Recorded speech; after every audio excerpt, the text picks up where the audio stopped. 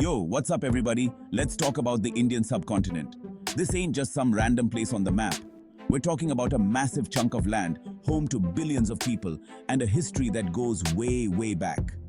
India, Pakistan, Bangladesh, Nepal, Bhutan, they all make up this vibrant tapestry of cultures, languages, and traditions. We're talking ancient civilizations, epic battles, and a whole lot of drama. Buckle up, because we're about to dive into the heart of South Asia.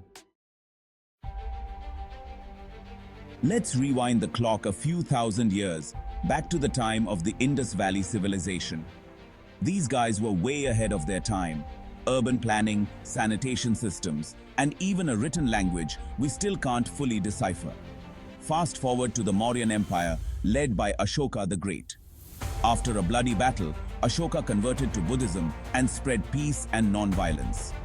The Gupta Empire, the golden age of India, saw a flourishing of art, literature, and science.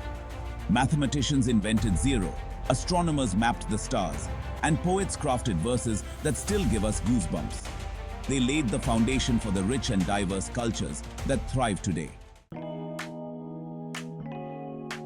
Hold up, we're not done with history just yet. Let's talk about trade routes, baby. The Indian subcontinent was like the OG Silk Road, a hub for merchants, explorers, and adventurers from all corners of the globe.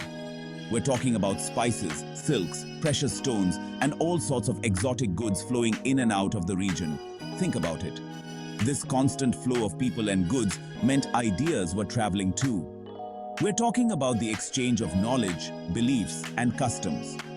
This is how Hinduism and Buddhism spread throughout Southeast Asia, how Indian numerals made their way to the West, and how the world got a taste of Indian cuisine.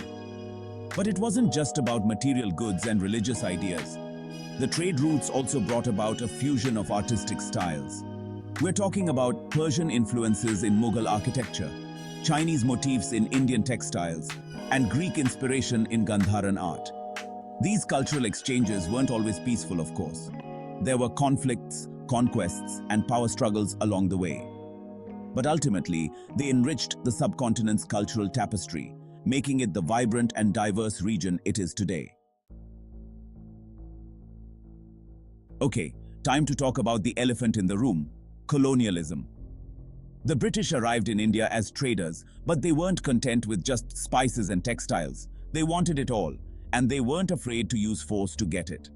The British East India Company, with its private army and insatiable greed, gradually took control of vast swathes of land.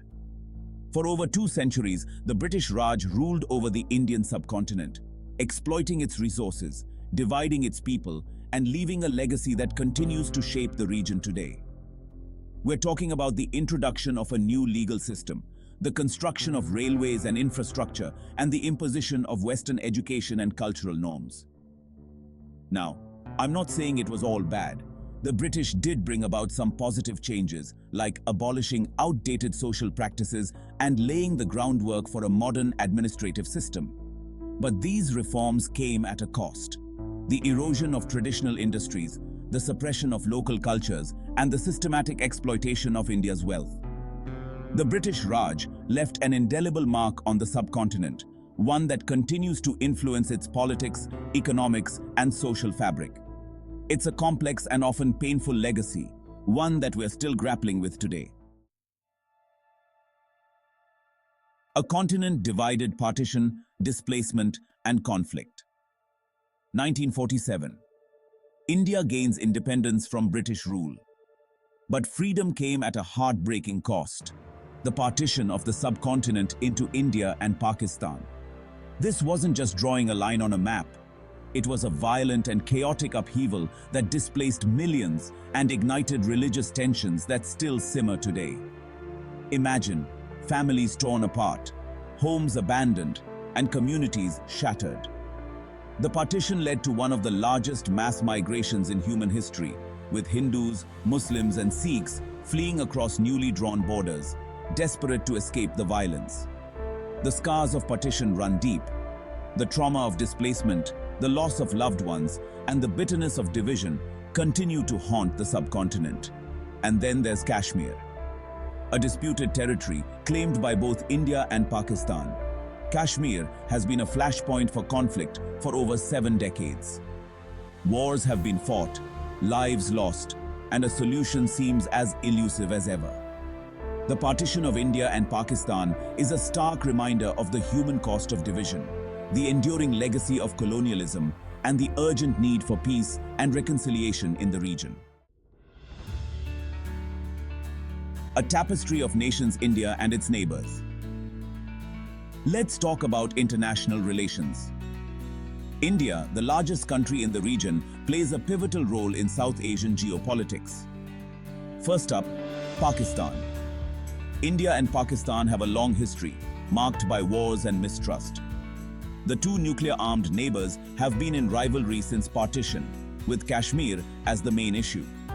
There have been attempts at dialogue and cultural exchanges.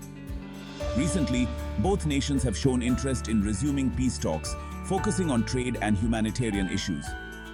Next, Bangladesh. Bangladesh fought a war of independence in 1971, with India playing a crucial role. The two countries share a warm relationship, collaborating on trade and security. Recently, they have signed agreements on water sharing and energy cooperation, but still a rivalry remains at the heart of the people. Let's not forget Nepal and Bhutan. These nations share close ties with India, both culturally and economically. In recent years, India has increased its investment in Nepal and Bhutan, focusing on infrastructure and renewable energy projects. It's a complex web of relationships with challenges and opportunities for cooperation. Looking ahead, India's diplomatic efforts aim to foster regional stability and economic growth, paving the way for a more integrated South Asia. Economic powerhouse, growth, challenges, and global impact. Hold on to your hats, folks, because the Indian subcontinent is an economic force to be reckoned with. We're talking about a region experiencing rapid economic growth, a burgeoning middle class, and the potential to become a global economic powerhouse. India, with its booming IT sector, entrepreneurial spirit, and vast pool of skilled labor, is leading the charge. From software development to pharmaceuticals, India is making its mark on the global stage. But it's not just India. Other countries in the region, like Bangladesh with its garment industry and Nepal with its tourism potential, are also making strides.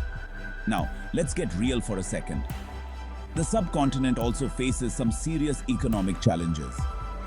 We're talking about poverty, inequality, and a lack of infrastructure. There are still millions living below the poverty line, struggling to access basic necessities like healthcare, education, and sanitation. But despite these challenges, the future looks bright. With the right policies, investments, and a focus on sustainable development, the Indian subcontinent has the potential to lift millions out of poverty, become a global economic leader, and shape the future of the global economy. The future is now. The Indian subcontinent's place in the world. So what's next for the Indian subcontinent? That's the billion-dollar question, my friends. One thing's for sure, the subcontinent is at a crossroads. It has the potential to become a global leader, a beacon of democracy and development. But it also faces significant challenges: poverty, inequality, climate change, and geopolitical tensions. The choices made by the region's leaders and the actions of its people will determine its trajectory. Will they embrace cooperation and integration, or will they succumb to division and conflict? Will they prioritize sustainable development and inclusive growth, or will they continue down a path of environmental degradation and social inequality? The future of the Indian subcontinent is not predetermined. It's a story that's still being written, and it's a story that has the potential to inspire the world.